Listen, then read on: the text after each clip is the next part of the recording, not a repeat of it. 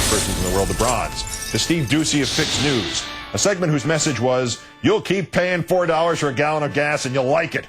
A discussion of the supposed dangers of hybrids as opposed to all gas cars. Mr. Doocey said, some say you definitely should not get a hybrid car because they're not safe. The accompanying graphic read, hybrid hazard, more dangerous than regular cars? The argument was that hybrids are more dangerous in accidents. Even the guest from Richard Mellon-Scaife's Competitive Enterprise Institute admitted that an engine, gas or hybrid, cannot make a car safer or more dangerous. Doocey and Fox continued to insist the hybrids were more dangerous because stricter fuel standards would lead to smaller cars, even though it's actually the bigger SUVs that are more dangerous in crashes because of the rollover factor. Nevertheless, the next graphic read, peril of paying less. Upping fuel standards dangerous? Our runner-up, Billo, is adding to that library full of comedy he has already unleashed. Another book is due out in September. The title?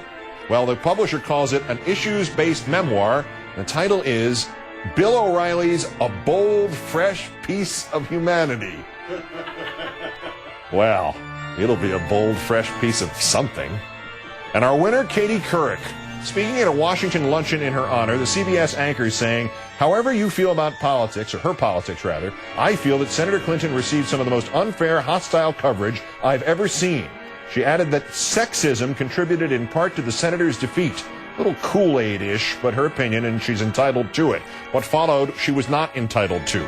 Couric referred to one, quote, prominent member of the commentariat who had said he found it hard to be objective when it came to Obama. That's your job, she says. Then she suggested he find another line of work.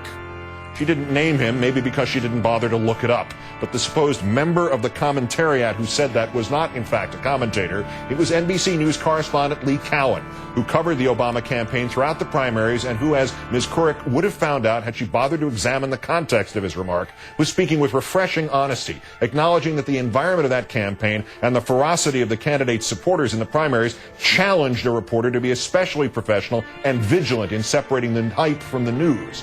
I probably saw literally 90% of Lee Cowan's reporting in this campaign, and it was utterly objective and accurate. It is sad that Ms. Couric could not have emulated him and separated the hype from the news in her own promulgation of the nonsense that Senator Clinton was a victim of pronounced sexism. And as to her advice that a reporter like Lee Cowan, who was her colleague at CBS for nearly a year, should find another line of work, it is sadly obvious that in leaving NBC and the Today Show, Ms. Couric already has. Katie Couric, today's worst person in the world.